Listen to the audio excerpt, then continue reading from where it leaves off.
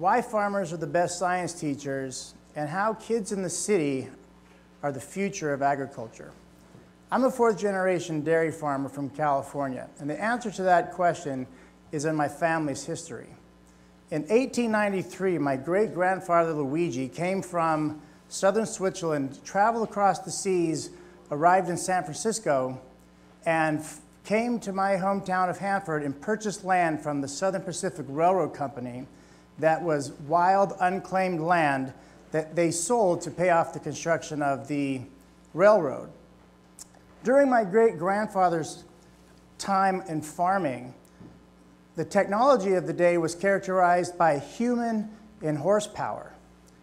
In the next generation, my grandfather's generation was farming with the power of diesel. To think back about how different times were when my grandmother was born, who is currently 104 years old and living still on our farm. She was born into a house with no electricity. At the age of 23, she married my grandfather and moved into a house on our farm that is my office today. And at the age of 23, she likes to joke, when she came to this farm, she moved into the house with no indoor plumbing, and all she had was an outhouse with no door. My father's era was characterized by better living through chemistry. It was an era of synthetic fertilizer and the development of pesticides. My era of farming is what I call the Enlightenment Period. It's about maximizing production with the greatest benefit to human health and the environment. It's using science and technology to understand and work in harmony with the natural processes of the earth. It's an era of information and computing. Unlike my three previous generations, I left the farm and returned after 15 years. My experience of living and working on the farm and off the farm has given me a unique view of the future of agriculture. So my story is this. When I was a boy, like every farm kid, I got up, I went out on the farm and did my chores, went to school, came home, continued to work. My parents and my neighbors, they supported us and encouraged us to participate in programs like 4-H, where they would teach us practical skills and leadership. As a 9-year-old, I learned things like welding, electrical and electronics, woodworking, animal husbandry, and plant science. I even learned how to cook and sew because my mother in our small community was the leader that taught all the girl stuff. And having 3 sisters, I had to do whatever they were doing, so I had to learn to cook and sew and set the table and things of this nature. Now I guess that would be considered a sexist way of thinking, but what was also interesting is that, not saying that I participated in this, but there was a program at the time where we had to sew a matching outfit for ourselves and our sheep. And then we had to parade them around in competition. Talk about character building opportunity for kids. Farm kids were raised to be makers. Farmers are the original makers.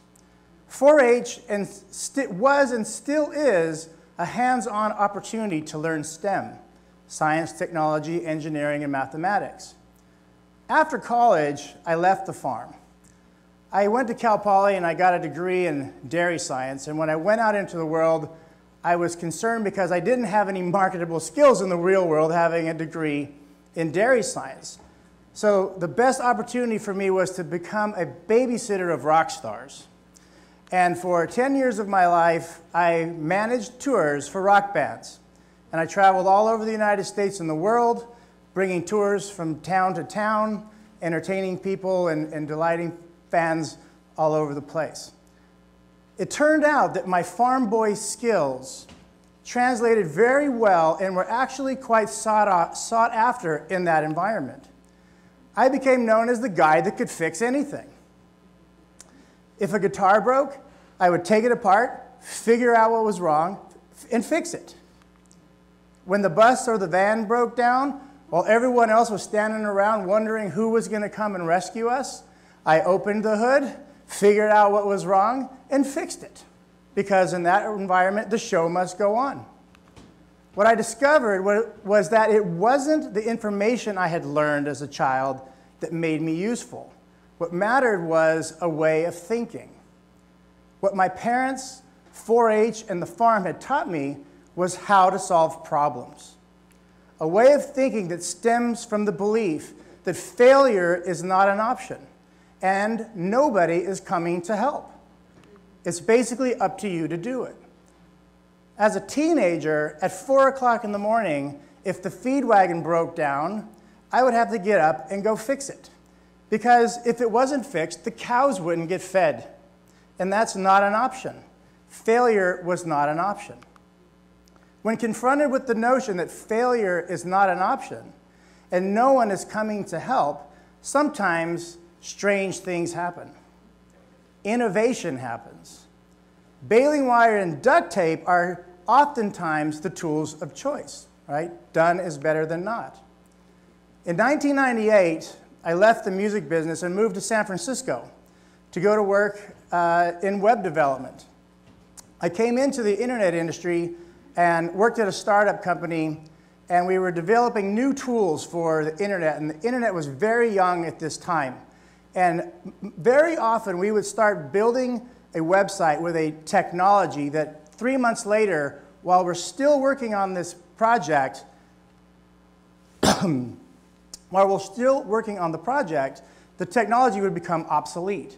So we had to constantly be thinking toward the future to figure out which technology is going to be used in the future, trying to guess trends and trying to understand what the future is going to hold in this rapidly changing industry. We had to think about the future or become irrelevant. 5 years into that, I was called by my family and informed that my father had come down with non-Hodgkin's lymphoma and had cancer and was going to go through treatments, and they asked if I could come back and watch the farm because failure for the family farm was not an option. And being an only son, it was my obligation to come back, so I did. When I came home, I had to relearn how to farm because I had been away for it for so long. So I looked at the environment to see what was going on, like what was new in farming. And I was using the thinking that I had learned from being in software about what are the trends in the future and what should I be doing today to meet those trends and to be ahead of the change in the dynamics of this industry. And I saw some problems when I came back. And some of those problems were environmental in nature. In the San Joaquin Valley here, we have one of the most polluted air basins because of the geography of the valley. All the pollution stays in. There's nowhere for it to go. I participated in developing a new technology for farming that reduced dust and diesel and greenhouse gas emissions from the farming process by 85%. A lot of people loved this way of farming. The environmentalists loved it. They were giving us all kinds of awards for sustainable agriculture and for conservation. The bank loved it because it was actually a more profitable way to farm. Everyone loved it but one person, my father. My father hated the way I farmed. Even though he would tell his friends that I was doing a good job and he was proud that I came home, the last conversation I ever had with my father, I remember it was on a Sunday night. He called me up and just chewed me out about how much he hates the way I farmed. And in the conversation, what was uncovered was the fact that what my father was really upset about was that I had changed his stuff. It wasn't that my practices were good or bad, but it was that I was doing it differently than him. And what I learned from that experience was that not only is thinking innovatively important, but you also, in order to solve problems, oftentimes have to overcome your own personal biases in order to see opportunities and ways to solve problems. In my great-grandfather's time, one farmer in America produced enough agriculture product to feed a total of 4 people. A family farm was literally meant to feed a family. Today, one farmer feeds nearly 300 people, and this number is growing rapidly. 2% of the population of this country feed the other 98%. Farmers are innovating and adopting technologies in the areas of robotics, drones, satellite, genetics, the Internet of Cows, which is a thing, and even CRISPR, which we heard about here today. We are now at a point where technology is completely transforming farm life. Most of these technologies have a profound benefit on the environment since they allow us farmers to do more with less. But they also allow us to produce more food with less people. As the industry transforms from human labor to automation, the need for highly skilled problem solvers is increasing. But for the first time in human history, farmers are finding themselves with problems they can't solve, and no one is coming to help. We need help. But solving problems for farmers requires thinking like farmers. But only 2% of the population are farmers. So how do we get kids in the cities, the problem solvers of tomorrow, thinking about agricultural problems today? We do it by teaching them STEM through agricultural examples. In 2009, a group of farmers started Farm Academy, an interactive live field trip to an agricultural destination.